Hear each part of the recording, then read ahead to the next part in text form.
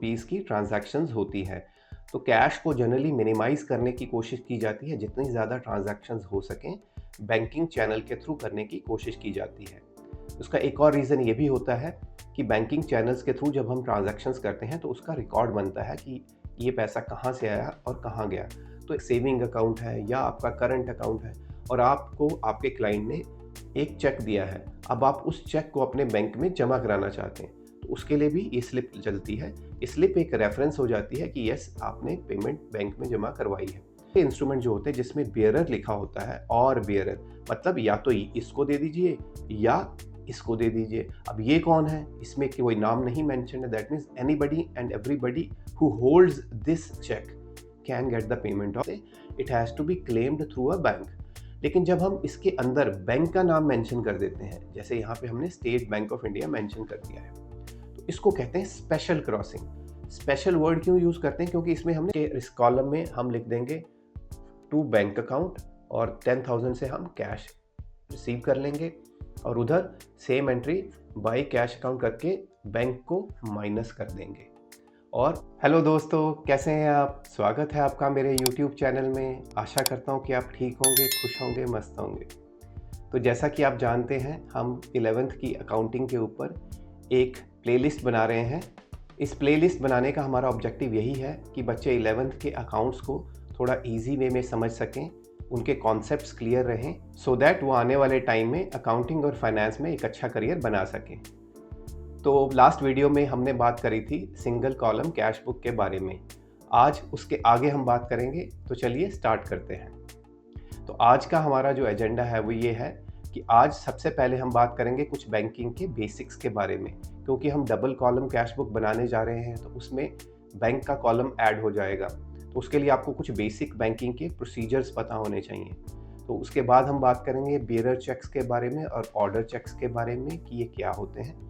फिर हम crossing of checks के बारे में बात करेंगे। चेक्स क्रॉस करना मतलब क्या होता है, स्पेशल क्रॉसिंग क्या होती है, जनरल क्रॉसिंग क्या होती है, इसके बारे में बात करेंगे। फिर हम बात करेंगे डबल कॉलम कैश बुक के बारे में कि ये क्या होती है, कैसे बनती है, इसके फॉर्मेट को देखेंगे।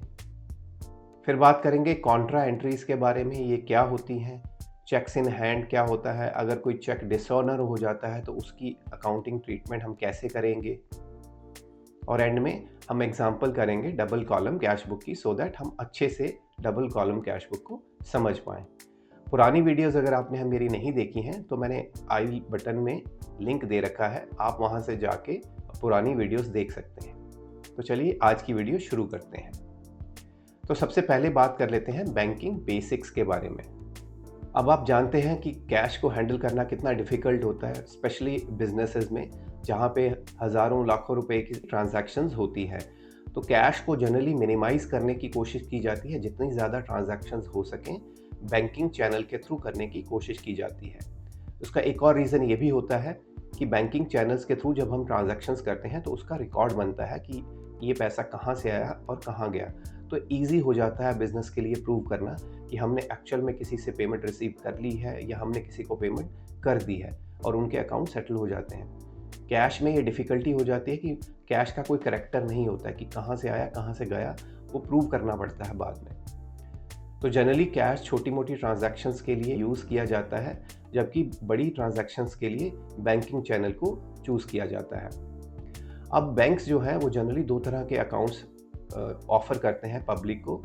एक होते हैं सेविंग्स अकाउंट और एक होते हैं करंट अकाउंट्स। थोड़ा-सा इनके अकाउंट्स के बारे में आपको पता होना चाहिए।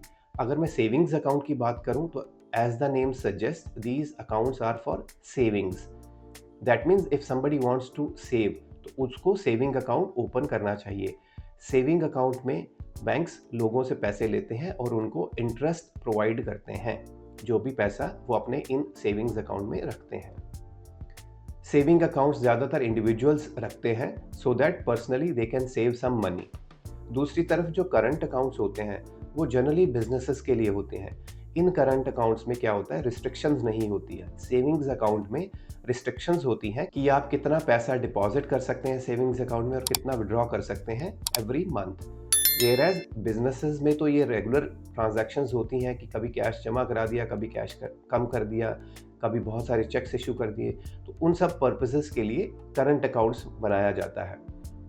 तो करंट अकाउंट में चेकबुक इशू कर दी जाती है, जिसके थ्रू आप अनलिमिटेड पेमेंट्स कर सकते हैं अपने क्लाइंट्स को।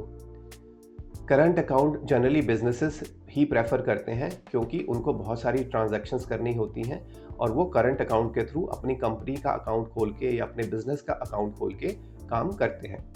करंट अकाउंट्स में बैंक्स कोई इंटरेस्ट प्रोवाइड नहीं करते हैं, rather they charge certain amount based on the facilities taken by the clients. अब जब बैंक अकाउंट खुल जाता है तो उसमें पैसे ट्रांसफ़र भी करने होते हैं, तो उसके लिए दो ऑप्शंस होती हैं, या तो आप कैश जमा कराएंगे या आप चेक्स के थ्रू पेमेंट करेंगे। पे इन स्लिप या डिपॉजिट स्लिप एक ऐसी स्लिप होती है जिसके थ्रू आप बैंक में पैसे जमा करा सकते हैं, और अगर आपको कैश विड्रॉ करना है बैंक में से या आपने किसी को पेमेंट करनी है by using this banking channel, तो बैंक्स आपको चेक बुक प्रोवाइड करता है जिसमें चेक्स होते हैं। तो वो चेक्स इशू करके काट के आप अपने कस्टमर्स को दे सकते हैं, जो कि बाद में आपके अकाउंट से पैसे निकाल सकते हैं। तो अगर आप स्क्रीन पे देखें तो मैंने एक सैंपल यहाँ पे दे रखे हैं। तो अगर चेक की बात करें तो ये एक सैंपल चेक है। जनरली चेक इस तरह के होते हैं, यहाँ पे नाम होता है टिपिकली, यहाँ पे डेट, मंथ और ईयर के लिए कॉलम होता है, ये होता है पे। यहाँ पे जिसको भी आपने पेमेंट करनी है उसका नाम मेंशन कर सकते हैं। जैसे सपोज आपको सुरेश को पेमेंट करनी है तो आप यहाँ पे लिखेंगे पे Suresh Kumar, suppose his full name is Suresh Kumar. और बियरर, ये सब बातें हम आगे बात करेंगे क्या होता है ये। सम ऑफ, मतलब यहाँ पे हम आप अमाउंट लिखेंगे। मान लो आपने 5000 रुपीज़ देने हैं तो आप यहाँ पे लिख देंगे 5000 रुपीज़ ओनली, ठीक है। और यहाँ पे नंबर्स न्यूमेरिक्स में 5000 नोट कर देते हैं। यहाँ पे आपका अकाउंट नंबर टिपिकली लिखा होता है, ये आपका चेक नंबर होता है, ये आपका कोड होता है बैंक का, MICR कोड इसको कहते हैं, और ये बैंक के इंटरनल पर्पसेस के लिए होती हैं नंबर्स। यहाँ पे आप साइन करते हैं जब आप इस चेक को इशू करते हैं। तो इससे क्या होता है, आपने सुरेश कुमार को ये चेक इशू कर दिया। अब सुरेश कुमार सीधा बैंक में जाके आपके जो भी ये बैंक है जिसमें आपका अकाउंट है, उसमें बैंक में जाके ये चेक काउंटर पे दे देगा और उससे पेमेंट रिसीव करेगा। बैंक क्या करेगा, उसका एम्प्लॉय क्या करेगा, वो एक छोटी सी प्रोसेस होती है, उस प्रोसेस को फॉलो करेगा, इससे सिग्नेचर्स देगा और ये 5000 रुपीज़ उसको दे देगा, ठीक है। अब मान लो आपने डिपॉजिट करना है कैश, तो उसके लिए ये पे स्लिप होती है, एक सैम्पल है, जैसे मैंने बताया एग्जाम्पल है। आपने पैसे सेविंग्स अकाउंट में जमा कराने हैं तो सेविंग अकाउंट में टिक कर सकते हैं, करंट में कराने हैं तो करंट में टिक कर सकते हैं। यहाँ पे डेट आ गई, जिस ब्रांच में आपका अकाउंट है आप यहाँ पे ब्रांच का नंबर लिख देंगे या नाम लिख देंगे। यहाँ पे अकाउंट नंबर है तो यहाँ पे आपका जो भी अकाउंट नंबर है वो सारा आप इसमें मेंशन कर देंगे। अगर आप क्रेडिट कार्ड की पेमेंट कर रहे हैं तो क्रेडिट कार्ड के लिए प्रोविज़न दे रखा है नंबर्स के लिए। पैन ऑफ अकाउंट होल्डर, यहाँ पैन आ जाएगा, यहाँ कॉन्टैक्ट नंबर आ जाएगा, बट एक और contact number in case you wish to. अब ये डिपॉजिट स्लिप जो होती है कैश और चेक दोनों को डिपॉजिट करने के लिए होती है। तो सपोज़ आपका एक सेविंग अकाउंट है या आपका करंट अकाउंट है और आपको आपके क्लाइंट ने एक चेक दिया है, अब आप उस चेक को अपने बैंक में जमा कराना चाहते हैं तो उसके लिए भी ये स्लिप चलती है। स्लिप एक रेफरेंस हो जाती है कि यस आपने पेमेंट बैंक में जमा करवाई है। तो चेक जमा करा रहे हैं तो आप उस चेक का नाम लिख सकते हैं। सपोज XYZ बैंक का चेक था तो आप यहाँ पे XYZ बैंक का नाम लिख देंगे, यहाँ पे उस किस ब्रांच का चेक है वो लिख देंगे, और ये चेक नंबर, ये वाला जो हमने अभी डिस्कस किया चेक नंबर होता है, ये चेक नंबर आप यहाँ पे मेंशन कर देंगे और यहाँ पे कितने का वो चेक है वो अमाउंट मेंशन कर देंगे। जैसे सपोज 5000 का है तो यहाँ 5000 नोट कर लेंगे। ये this is in case of cheque. वही अगर ये कैश है तो आप क्या करेंगे, अगर आप कैश जमा करा रहे हैं तो यहाँ पे ये सारी डिटेल्स नहीं भरेंगे, आप सिंपल ये डिटेल्स भरेंगे। सपोज आप 2000 का एक नोट जमा करा रहे हैं, 500 के 2 नोट्स जमा करा रहे हैं, 100 के 3 जमा करा रहे हैं, और तो ये कितना हो जाएगा, 2000 का एक नोट यहाँ पे 2000 आ जाएगा, 500 के नोट्स मतलब 1000 रुपीज़ हो गया आपका यहाँ पे, और 300 रुपीज़ के मतलब 300 हो गया। तो इस तरह से आप सारी डिनोमिनेशन यहाँ नोट करके एंड में टोटल बता सकते हैं। जैसे इस केस में 3300 है, तो अगर आप ऐसे पैसे जमा करा रहे हैं तो यहाँ पे लिख देंगे और यहाँ पे 3300 ऐसा लिख देंगे, 300 ओनली, ठीक है। तो ये कैश का बन जाएगा और एंड में आप यहाँ पे सिग्नेचर कर देंगे अपने, और इसके साथ अपना चेक लगा के डिपॉजिट कर देंगे, और अगर कैश जमा कर रहे हैं तो इसके साथ कैश देके आप काउंटर पे दे देंगे। तो बैंक क्या करेगा, वो आपको इसके साथ एक और काउंटर फॉइल होती है छोटी सी, वो उसके ऊपर स्टैंपिंग करके आपको वो वापस कर देगा एज अ प्रूफ कि यस ईदर कैश और चेक हैज़ बीन रिसीव्ड, और फिर वो आपके अकाउंट में उनकी एंट्री डाल देते हैं। ठीक है, अब बात कर लेते हैं बेयरर एंड ऑर्डर चेक्स के बारे में। Bearer cheque is a cheque the payment of which can be claimed by anybody. इसका मतलब ये है कि अगर आपके पास ये चेक है, इसके ऊपर आपने सारी अमाउंट्स भी लिख रखी हैं और ये और बेयरर लिखा हुआ है। और बेयरर का मतलब है, सपोज हमने सुरेश की पिछली एग्जांपल ही लेते हैं, सपोज हमने सुरेश कुमार को पेमेंट करनी थी 5000 की। ठीक है, तो हमने ये चेक 5000 का भरा, यहाँ पे भी लिख दिया 5000 ओनली, एग्जाम्पल दे रहा हूँ, यहाँ पे हमने साइन कर दिए, यहाँ आपका अकाउंट नंबर मेंशन्ड है। अब हमने ये 5000 सुरेश को देनी है और इसके ऊपर और बेयरर भी लिखा है। तो इसका मतलब ये बैंक को इंस्ट्रक्शन है कि आप पे कर दीजिए सुरेश कुमार को और बेयरर को। और बेयरर मतलब जो भी इस इंस्ट्रूमेंट को लेके आपके पास आता है। तो बेयरर का मतलब है anybody who holds that instrument. ठीक है, तो इस तरह के इंस्ट्रूमेंट जो होते हैं जिसमें बेयरर लिखा होता है और बेयरर, मतलब या तो इसको दे दीजिए या इसको दे दीजिए। अब ये कौन है, इसमें कोई नाम नहीं मेंशन है, that means anybody and everybody who holds this cheque can get the payment of this cheque. ठीक है, तो इसको कहते हैं बेयरर चेक। तो इसीलिए लिखा हुआ है the payment of which can be claimed bye anybody. ठीक है, और अगर हमें सपोज हमने सुरेश को ये पेमेंट करी, सुरेश ने सपोज ये 5000 रुपीज़ अपने किसी और को भी देने थे, तो इंस्टेड कि वो पहले अपने इस चेक को अपने अकाउंट में जमा करे और फिर अपना 5000 का चेक उस पार्टी को इशू करे, वो डायरेक्ट ये 5000 का चेक सपोज उसने सी को पेमेंट करनी है तो सी को दे सकता है।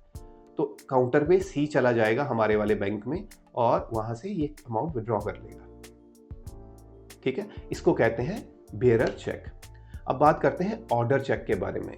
तो ऑर्डर चेक का मतलब बहुत सिंपल है कि ये पेमेंट सिर्फ उसी को होगी जिसके नाम लिखा है। जैसे अगर हमने यहाँ पे सुरेश कुमार लिखा है तो इसकी पेमेंट तो सुरेश कुमार को ही होगी और बेयरर की जगह यहाँ आ जाता है ऑर्डर। ठीक है, जनरली सेविंग्स अकाउंट में इस तरह के चेक मिलते हैं और बेयरर। तो अगर आप बेयरर को काट देते हैं तो वो बाय डिफ़ॉल्ट इसका मतलब ये हो जाता है कि आपने वो ऑप्शन काट दिया है, अब ये सिर्फ सुरेश कुमार को ही पेमेंट होगी। ठीक है, सुरेश कुमार को पेमेंट, अब बैंक के पास क्या लायबिलिटी हो जाती है कि बैंक को ये चेक करना पड़ेगा कि वो जो पेमेंट देने जा रहे हैं वो सुरेश कुमार को दे रहे हैं या नहीं दे रहे। तो उसके लिए वो क्या करेंगे, सुरेश कुमार से उसका आईडी प्रूफ मांगेंगे। ठीक है, आईडी प्रूफ की कॉपी लेके अपने पास रख लेंगे प्रूव करने के लिए कि हाँ जी हमने ये पेमेंट सुरेश कुमार को दी है। आईडी प्रूफ पे उसके सिग्नेचर्स होंगे, वो सिग्नेचर्स देख के इस चेक की बैक साइड पे वो सिग्नेचर्स करवा लेंगे, तो सिग्नेचर भी टैली कर लेंगे। आईडी प्रूफ पे उसकी शक्ल भी आएगी, फेस भी आएगा, तो उस फेस से जो फिजिकली बंदा आया है वो चेक कर लेंगे कि या वो सुरेश कुमार का ही फेस है। तो that means physically Suresh Kumar आया है या नहीं आया है वो उसके डॉक्यूमेंट से चेक होगा कि ये सुरेश कुमार है और उसके सिग्नेचर मैच कर रहे हैं, तो वो क्या करेंगे, उसकी कॉपी लगा लेंगे आईडी प्रूफ की चेक के साथ और पेमेंट कर देंगे। ठीक है, तो इस तरह के चेक्स को हम कह देते हैं ऑर्डर चेक्स। अब बात आती है कि अगर इसको किसी को ट्रांसफ़र करना हो, जैसे अभी हमने पिछले एग्जांपल में बात करी कि जस्ट बाय डिलीवरी वो उसको ट्रांसफ़र कर सकता है। तो अगर सपोज सेम केस सुरेश ने सी को पेमेंट करनी है तो क्या वो ये चेक ट्रांसफ़र कर सकता है? जी हाँ, वो ये चेक ट्रांसफ़र कर सकता है। उसकी प्रोसेस थोड़ी कॉम्प्लिकेट हो जाती है। उस प्रोसेस को हम कहते हैं एंडोर्समेंट। ठीक है, तो एंडोर्समेंट में क्या होता है, बेसिकली वो चेक के बैक साइड पे या फ्रंट पे कहीं पे भी लिख देगा on my order pay to C, on my order pay to C करके नीचे अपने साइन कर देगा। तो देखिए ये आपका चेक है, आपने ऑथराइज किया सुरेश कुमार को कि सुरेश कुमार ये पेमेंट ले सकता है। अब क्योंकि सुरेश कुमार ओनर हो गया है इस चेक का, तो सुरेश कुमार ने लिखा जी मेरे बिहाफ पे आप इसकी पेमेंट कर दीजिए सी को। इस प्रोसेस को, ये जो लिखा है इस प्रोसेस को कहते हैं एंडोर्समेंट। और अब ये क्या करेगा, इस चेक को सी को हैंड ओवर कर देगा, तो इसको कहते हैं डिलीवरी देना। तो एंडोर्समेंट एंड डिलीवरी के थ्रू इसने ये सी को चेक पे पास ऑन कर दिया। अब सी जाएगा अपने अकाउंट में, इस चेक को डिपॉजिट भी कर सकता है, नहीं तो काउंटर से विड्रॉ भी कर सकता है। ठीक है, आई होप आपको इतना क्लियर हो गया होगा। अब नेक्स्ट आ जाती है क्रॉस्ड चेक्स। तो क्रॉस चेक्स का पहले मीनिंग दे देते हैं, फिर इसको देखते हैं प्रैक्टिकली करते कैसे हैं। तो a cheque is said to be cross when two parallel lines are drawn across the cheque. तो उसको साथ साथ समझ भी लेते हैं। जैसे ये चेक है, अगर हम इसके ऊपर two parallel lines across the cheque कहीं पे भी लगा दें, हम यहाँ पे भी लगा सकते हैं, हम यहाँ पे भी लगा सकते हैं, हम यहाँ पे भी लगा सकते हैं, यहाँ पे भी मतलब कहीं पे भी on the face of it जहाँ पे आराम से दिख जाए। टिपिकली प्रोसेस यही रहती है जो कि हम यहाँ पे लगाते हैं, ये जनरल प्रैक्टिस है। लेकिन आप एक मेंशन नहीं है कि यहीं पे होना चाहिए, anywhere you can put these two parallel lines. तो this gives message to the bank कि आप इस चेक की पेमेंट काउंटर पे कैश में नहीं कर सकते। ठीक है, इसका मतलब ये होता है। तो जितने भी क्रॉस चेक्स हैं, क्रॉसिंग का मतलब ये क्रॉसिंग नहीं होता, क्रॉसिंग का मतलब ये वाली क्रॉसिंग, पैरेलल लाइंस। तो जितने भी चेक इस तरह से क्रॉस्ड होंगे उनकी पेमेंट आप काउंटर पे नहीं ले सकते हैं, ये आपको किसी बैंक को जमा कराना पड़ेगा। जैसे पिछली एग्जांपल को ही लेते हैं, सपोज हमने सुरेश को पेमेंट करनी थी, हमने 5000 रुपीज़ का चेक बनाया, साइन कर दिया, सब कुछ कर दिया, डेट डाल दी। अब सुरेश, हमने यहाँ पे इसको कर दिया क्रॉस। अब सुरेश हमारे बैंक में जाके काउंटर पे जाके नहीं कह सकता मुझे इसके पैसे दे दीजिए।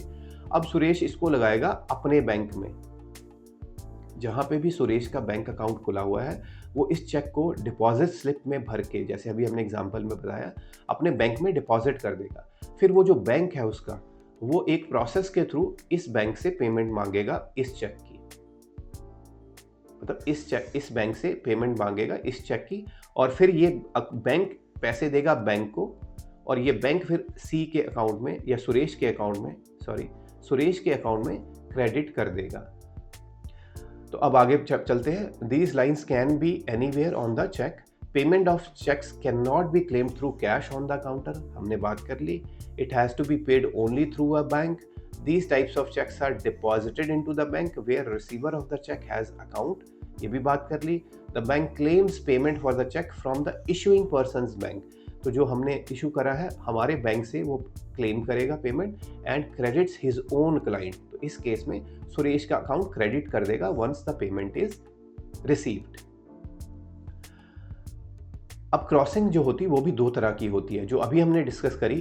इस तरह की क्रॉसिंग को हम कहते हैं जनरल क्रॉसिंग, जिसका मतलब सिर्फ इतना होता है कि आप पेमेंट कैश में नहीं ले सकते, it has to be claimed through a bank. लेकिन जब हम इसके अंदर बैंक का नाम मेंशन कर देते हैं, जैसे यहाँ पे हमने state bank of India mention कर दिया है, तो इसको कहते हैं स्पेशल क्रॉसिंग। स्पेशल वर्ड क्यों यूज़ करते हैं? क्योंकि इसमें हमने बैंक का नाम डाल दिया है।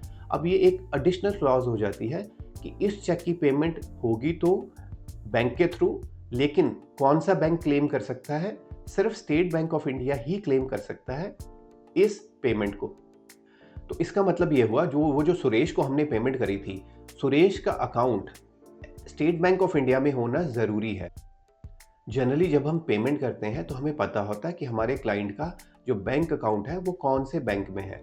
तो क्योंकि हमें पता होता है तो हम इसमें बैंक का नाम डाल सकते हैं। तो इससे ये चेक थोड़ा सेफ हो जाता है कि अगर ये कहीं मिसप्लेस भी हो जाए और कोई और सुरेश कुमार के हाथ लग जाए, और तो वो इसकी पेमेंट तभी ले सकता है अगर उसका चेक अकाउंट भी स्टेट बैंक ऑफ इंडिया में हो। तो हम इसको और नैरो डाउन कर देते हैं।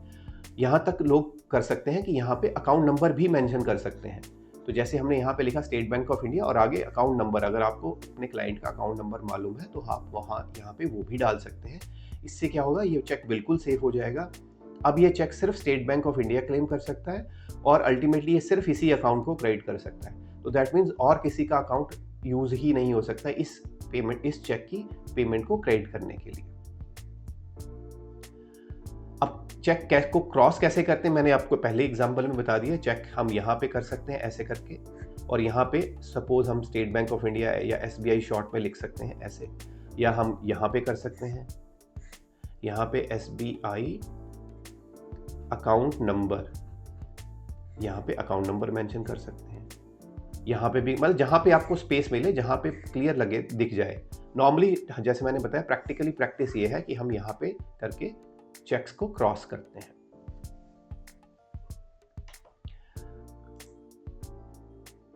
अब बारी आती है डबल कॉलम कैश बुक के बारे में कि डबल कॉलम कैश बुक है क्या।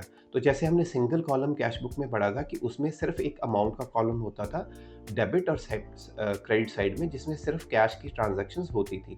अब naturally double column cash book में दो कॉलम होंगे, एक कैश का होगा और एक होगा बैंक का। अब जैसे हम सिंगल कॉलम कैश बुक बनाते थे, बिल्कुल वैसे ही डबल कॉलम कैश बुक बनती है। इसमें भी क्या होगा, राइट हैंड साइड पे सारी पेमेंट्स आएंगी, लेकिन इसमें फ़र्क क्या हो जाता है, इसमें हम कैश की पेमेंट्स प्लस बैंक की पेमेंट्स, दोनों तरह की पेमेंट्स की एंट्री करेंगे। जो भी हम कैश में पेमेंट करेंगे वो कैश कॉलम के अंडर कर देंगे एंट्री, जो चेक्स के थ्रू पेमेंट होगी उसको बैंक के थ्रू, बैंक के कॉलम में एंट्री कर देंगे। और अगर हम लेफ्ट हैंड साइड की बात करें तो सारी डिपॉजिट्स की एंट्रीज लेफ्ट हैंड साइड पे होती हैं।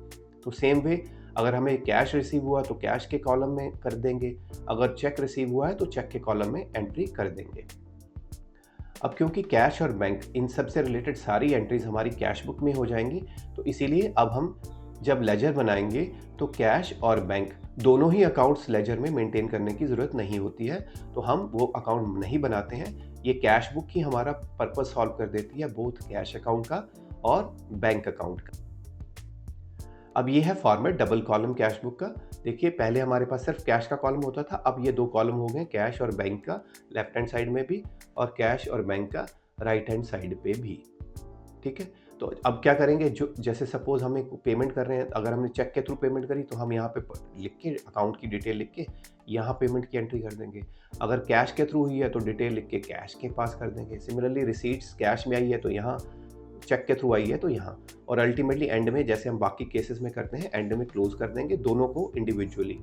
ये वाला अलग से क्लोज होगा, ये वाला अलग से क्लोज होगा, और इन दोनों के बैलेंसेस अलग अलग भी हो सकते हैं। ठीक है, ये अभी हम आगे बात करेंगे। अब बारी आती है कॉन्ट्रा एंट्रीज की। तो कॉन्ट्रा एंट्री का मतलब होता है वो एंट्री जो कि सिर्फ कैश बुक के अंदर ही खत्म हो जाती है। जैसे सपोज एग्जांपल लेते हैं, आपने कैश जमा करवाया अपने बैंक में, तो इसकी एंट्री क्या होगी, कैश जमा कराया है बैंक में तो आपका फिजिकली कैश कम हो जाएगा और बैंक का बैलेंस बढ़ जाएगा, तो आपकी बैंक अकाउंट डेबिट हो जाएगा और कैश अकाउंट क्रेडिट हो जाएगा। तो अब आप इसकी एंट्री क्या करेंगे, देखिए क्योंकि बैंक का अकाउंट आपका बढ़ रहा है तो यहाँ पे आप टू कैश लिख के बैंक को बढ़ा लेंगे, और क्योंकि उस तरफ कैश भी कम हो रहा है तो यहाँ पे आप क्या करेंगे, बाय कैश लिखेंगे और यहाँ पे कैश कम कर देंगे। तो बैंक बढ़ रहा है, कैश कम हो रहा है, लेकिन ये दोनों एंट्रीज यहीं खत्म होगी, इसकी लेजर की कहीं और एंट्री नहीं जाएगी। तो इस तरह की एंट्रीज को हम कहते हैं कॉन्ट्रा एंट्रीज, जो कैश बुक के अंदर ही खत्म हो जाती हैं। तो इसको हम रेफर कैसे करते हैं, LF, जहाँ लेजर फोलियो होता है, क्योंकि इसकी लेजर में तो कोई पोस्टिंग होगी नहीं, तो यहाँ पे हम C वर्ड यूज कर देते हैं। C का मतलब होता है कॉन्ट्रा एंट्री। ठीक है, तो इस तरह की एंट्रीज जो कि कैश के अंदर ही, कैश बुक के अंदर ही खत्म हो जाती हैं, दोनों एस्पेक्ट्स वहीं रिकॉर्ड होते हैं, उसको हम कहते हैं कॉन्ट्रा एंट्रीज। अब इसका ही उल्टा हो सकता है कि हमने बैंक में से कैश विड्रॉ कर लिया, तो जब अब हम वो एंट्री भी करेंगे तो वो भी जो होगी कॉन्ट्रा एंट्री ही होगी। नेक्स्ट आ जाता है चेक्स इन हैंड। अब कई बार क्या होता है, जैसे अभी हमने बात करी कि क्लाइंट्स आपको चेक दे देते हैं पेमेंट करने के लिए। अब आपके पास चेक आ गया, आपके पास 2 चॉइसेस हैं। हो सकता है आप चेक उसी दिन बैंक में अपने बैंक अकाउंट में जमा करा दें, या फिर ये भी हो सकता है कि आपको चेक थोड़ा लेट मिला हो और आपका बैंक बंद हो चुका है, या फिर आप अभी इकट्ठा आप सोच रहे हैं कि एक और पेमेंट आनी, मैं एक ही बार में कल बैंक में जाके चेक जमा करवा दूंगा। तो अगर तो आप सेम डे चेक डिपॉजिट कर देते हैं बैंक में, फिर तो आप उसके नॉर्मल बैंक अकाउंट की एंट्री कर देते हैं। लेकिन अगर आप उसको अपने पास होल्ड कर लेते हैं, ठीक है, तो और उसको किसी और दिन डिपॉजिट करते हैं, तो उसकी ट्रीटमेंट थोड़ी सी डिफरेंट हो जाती है।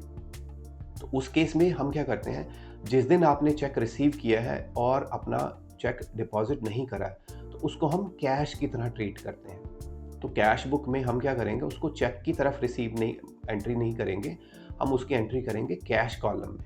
हम ये अज्यूम करेंगे कि हमें कैश मिल गया है, और जिस दिन हम एक्चुअल में चेक डिपॉजिट करेंगे उस दिन हम एक कॉन्ट्रा एंट्री करेंगे। जो हमने पहले कैश रिसीव दिखाया था, पहले तो उसको रिवर्स कर लेंगे।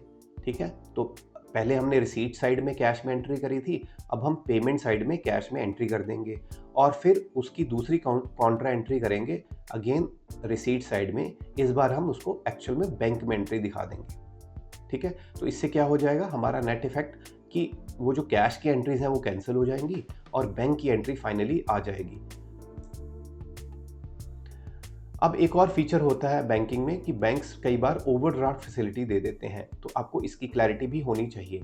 ओवरड्राफ्ट फैसिलिटी का मतलब होता है कि जब आप बैंक में डिपॉजिट करते हैं अपनी पेमेंट्स, चाहे चेक के थ्रू या कैश के थ्रू, और फिर आप अपनी चेक्स काटते हैं, तो पेमेंट सेल्फ के चेक भी काटते हैं, मतलब आप कैश विड्रॉ भी करते हैं और अपने क्लाइंट्स को भी चेक देते हैं। तो जब आप चेक की पेमेंट्स करते हैं तो कई बार ऐसा हो सकता है कि आपके अकाउंट में उतना बैलेंस ना हो जितने का आपका चेक इशूड है। तो इस तरह के केसेस में अगर आपके पास ओवरड्राफ्ट फैसिलिटी बैंक ने दे रखी है तो आपका अकाउंट माइनस में भी जा सकता है बैंक में। ठीक है, सपोज आपके बैंक में 1 लाख रुपए का बैलेंस है और आपके 3 चेक लगते हैं जिन तीनों का टोटल जो है 1,20,000 बन रहा है, और मान लीजिए बैंक ने आपको 50,000 तक की ओवरड्राफ्ट फैसिलिटी दे रखी है। तो इसका मतलब यह है कि आपका अकाउंट अप टू -50,000 जा सकता है, और क्योंकि आपके चेक जो है तीनों को का टोटल 1,20,000 है, तो आपके वो तीनों चेक बैंक पास कर देगा, दो आपके अकाउंट में बैलेंस सिर्फ 1 लाख है। तो वो जो एक्स्ट्रा 20,000 है वो माइनस में शो करना शुरू कर देगा आपके बैंक अकाउंट में। तो इस सारी प्रोसेस से हमें ये समझना है कि अगर आपके क्वेश्चंस में माइनस में बैलेंस चला जाता है तो it is perfectly all right. हम ये अज्यूम करते हैं कि बैंक ने ओवरड्राफ्ट फैसिलिटी हमें दे रखी है। कैश के केस में ये बिल्कुल नेगेटिव नहीं हो सकता क्योंकि कैश नेगेटिव हो ही नहीं सकता, बट बैंक बैलेंस में ये नेगेटिव हो सकता है। अब ये जो बैंक ओवरड्राफ्ट फैसिलिटी देता है ये फ्री सर्विस नहीं होती है। जितनी अमाउंट आपने ओवरड्रॉ कर ली है, जैसे इस केस में 20,000 रुपये आपने एक्स्ट्रा माइनस में चले गए हैं, तो बैंक आपसे उन एक्स्ट्रा अमाउंट पे इंटरेस्ट चार्ज करता है for the number of days, जितने दिन तक ये नेगेटिव में रहेगा। और ये फैसिलिटी बीच बीच में आपको मिलती रहती है, लेकिन ये टेम्परेरी नेचर होती है। जैसे सपोज आज शॉर्टेज होगी तो आप 1-2 दिन में उसमें अपने फंड्स ले आएंगे और वो ज़ीरो कर देंगे या पॉजिटिव कर देंगे अपने अकाउंट को।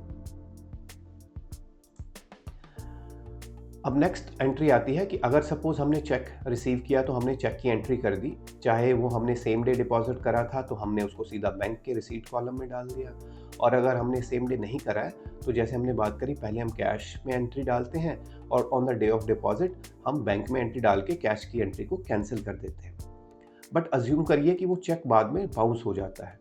बाउंस होने का मतलब होता है डिसऑनर होना टेक्निकली, और सिंपल लैंग्वेज में इसका मतलब होता है कि किसी वजह से वो चेक पास नहीं होता है उस बैंक से जहाँ पे वो हमारे उस कस्टमर का या हमारे उस सप्लायर का अकाउंट था।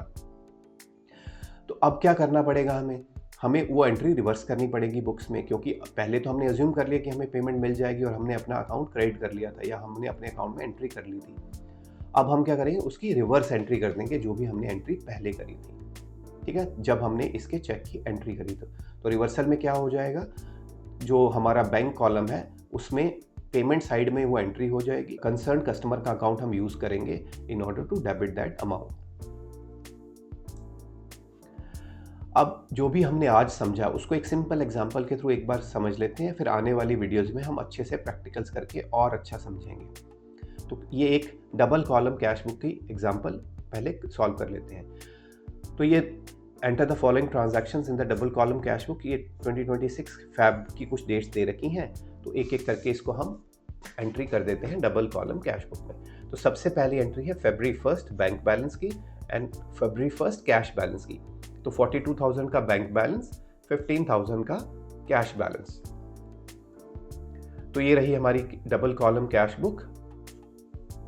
तो 2026 February 1st को टू बैलेंस ब्रॉट डाउन। तो सबसे पहले हम बैलेंस की एंट्री करेंगे। 15,000 कैश हमने बात करी, 42,000 हमने करी बात बैंक की।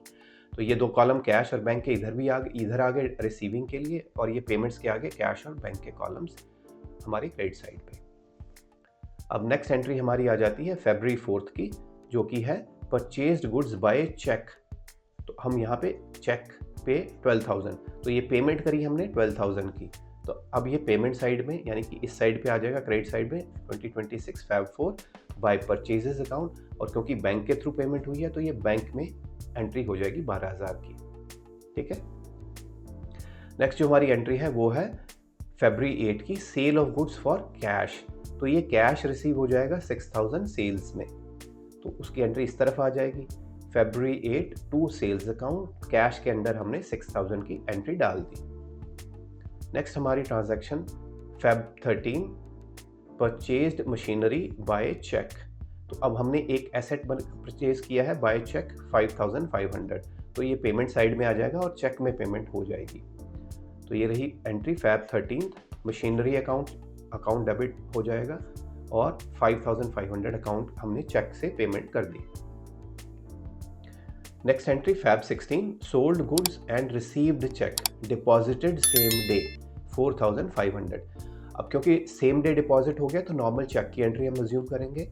सेल्स करी है चेक के थ्रू, तो यानी हमारा बैंक कॉलम रिसीट साइड में होगा, 4500 से एंट्री हो जाएगी।